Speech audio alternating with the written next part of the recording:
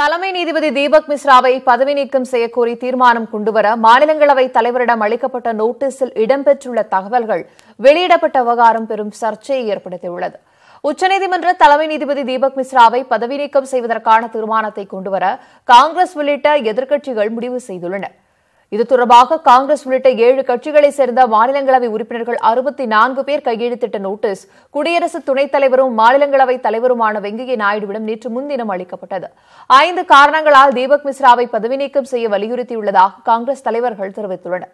நிலையில் பதவி நீக்க தீர்மானத்தை மாநிலங்களவைத் தலைவர் ஏற்றுக்கொள்ளும் வரை அது குறித்த தகவல்களை வெளியிடக்கூடாது என்று மாநிலங்களவை உறுப்பினர்களுக்கான கையேட்டில் தெரிவிக்கப்பட்டுள்ளது. மேலும் தீர்மானம் குறித்து முடிவு செய்வதற்கு முன்னதாகவே தகவல்கள் வெளியானதால் வெங்கையா நாயுடுவும் அதிருப்தியடைந்துள்ளார். எனவே இதற்கு முந்தைய சம்பவங்களில் இதுபோன்ற தகவல்கள் வெளியிடப்பட்டுள்ளதா என்பதை ஆய்வு செய்யுமாறு மாநிலங்களவை செயலகத்திற்கு அவர் அறிவுறுத்தியுள்ளார்.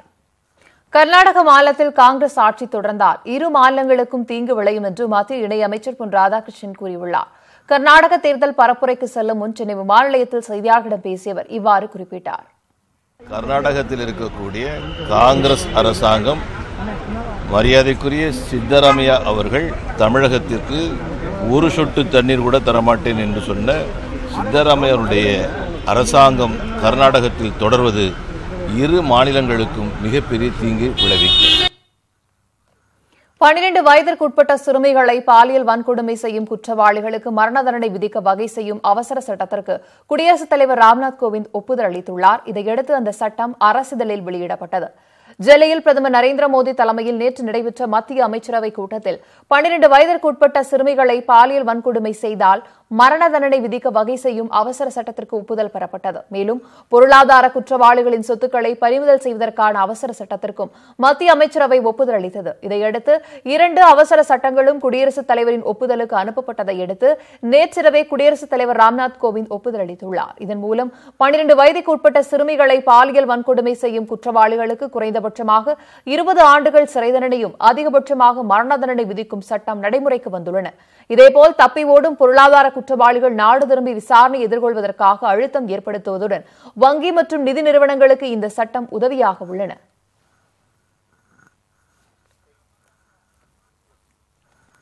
காவிரி மேலாண்மை வாரியம் அமைக்கக்கூடாது என கர்நாடக முதலமைச்சர் சித்தராமையா மீண்டும் வலியுறுத்தியுள்ளார். மேலும் காவிரி விவகாரம் தொடர்பாக சந்திப்பதற்கு நேரம் கேட்டு பிரதமர் மோடிக்கு கடிதம் எழுதியுள்ளார். பிரதமர் நரேந்திர மோடிக்கு சித்தராமையா எழுதியுள்ள கடிதத்தில் காவிரி நடுவர் நீதிமன்ற தீர்ப்பில் காவிரி மேலாண்மை வாரியம் அமைப்பதற்கு பரிந்துரை மட்டுமே அளித்துள்ளதாகவும் கட்டாயம் அமைக்க வேண்டும் என உத்தரவு ஏதும் பிறப்பிக்கவில்லை என தெரிவித்துள்ளார். இதுவே உச்சநீதிமன்றம் வழங்கிய இறுதி தீர்ப்பிலும் உள்ளதாக சித்தராமையா சுட்டிக்காட்டியுள்ளார். காவிரி மேலாண்மை வாரியம் என்பது கூட்டாட்சி தத்துவத்திற்கு எதிரானது என்றும் காவிரியில் கர்நாடகத்திற்கு உள்ள உரிமையை பறிப்பது போன்றுள்ளதாகவும் சித்தராமையா தெரிவித்துள்ளார். எனவே உச்சநீதிமன்றம் தெரிவித்துள்ள திட்டம் தொடர்பாக விளக்கி கூறுவதற்காக பிரதமர் நேரம் ஒதுக்கித் தர வேண்டும் என சித்தராமையா கேட்டுக் கொண்டுள்ளார்.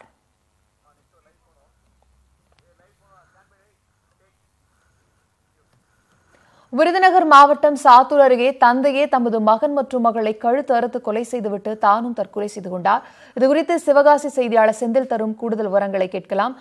ஒரே குடும்பத்தை சேர்ந்த 3 பேர் உயிரிழந்திருக்கிறார்கள். இதற்கான காரணம் என்ன? போலீசார் தங்களுடைய விசாரணை துவங்கிவிட்டார்களா? விரிவான விவரங்களை பதிவு செய்யலாம் செந்தில். அதாவது விருதுநகர் மாவட்டம் சாத்தூர் அருகே உள்ள சல்வார்பட்டி பகுதியில் நேற்று இரவு குடும்ப தகராறு காரணமாக அந்தோணி என்பவர் தனது மகன், மகள், மனைவி ஆகிய 3 பேரையும் கழுத்து அறுத்துள்ளார். இதில் சம்பவ இடத்திலே மகன், மகள் 2 குழந்தைகளும் பலியாகியுள்ளனர். மனைவி முனீஸ்வரி படுகாயங்களுடன் சாத்தூர் அரசு மருத்துவமனையில் அனுமதிக்கப்பட்டு சிகிச்சை பெற்று வருகிறார். இந்த நிலையில் இன்று காலை தற்பொழுது ஒரு 7 மணி அளவில் கணவர் அந்தோணியும் அருகில் உள்ள ஒரு ஓடை பகுதியில் சென்று அங்கேயும் தனது கழுத்தை எடுத்து அவரும் தற்கொலை செய்து கொண்டார். இது குறித்து வெப்பக்கோட்டை காவல்துறையினர் வழக்கு பதிவு செய்து விசாரணை மேற்கொண்டு வருகின்றனர். செந்தில், இந்த பரபரப்பான சூழ்நிலையில் அங்குள்ள மக்கள் இந்த சம்பவம் குறித்து ஏதேனும் கருத்து தெரிவித்திருக்கிறார்களா? அங்குள்ளவர்களின் மனநிலை தற்போது எப்படி இருக்கிறது? அதாவது இந்த அந்தோணி என்பவர் சற்று மனநலம் பாதிக்கப்பட்டவர் என்றும் தொடர்ந்து இரவு நேரங்களில் மனைவியிடம் சண்டையில் தொடர்ந்து ஈடுபட்டு வருவதாகவும் அந்த பகுதி மக்கள் கூறுகின்றனர். இதனால் நேற்று இரவு இருவருக்கும் இடையே வாக்குவாதம் முற்றிய நிலையில் இன்று அதிகாலையில் கழுத்தை அறுத்து படுகொலை செய்ததாக அந்த பகுதியில் உள்ளவர்கள் கூறுகின்றனர்.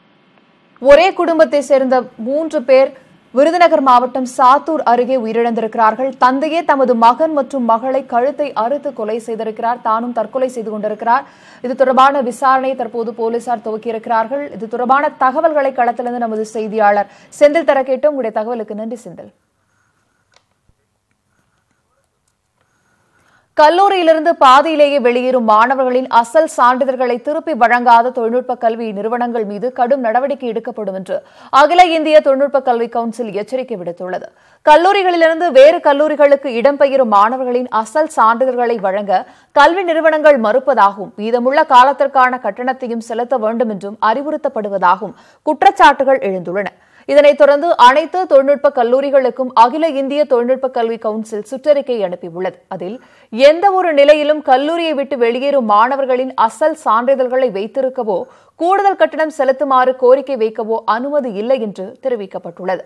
வகுப்புகள் தொடங்குவதற்கு முன்னதாகவே மாணவர் வெளியேறினால் வசூலிக்கப்பட்ட ஒட்டுமொத்த கட்டணத்தையும் திருப்பி அளிக்க வேண்டும். மேலும் அசல் சான்றிதழ்களை வழங்க வேண்டும் என்றும் அதில் குறிப்பிடப்பட்டுள்ளது. இந்த விதிகளை மீறும் கல்வி நிறுவனங்களில் கல்லூரிக்கான ஒப்புதல் நிறுத்தி வைக்கப்படுவதாகும். வசூலிக்கப்பட்ட கட்டணத்தில் 5 மடங்கு அபராதமாக விதிக்கப்படும் என்றும் அந்த சுற்றறிக்கையில் எச்சரிக்கை விடுக்கப்பட்டுள்ளது.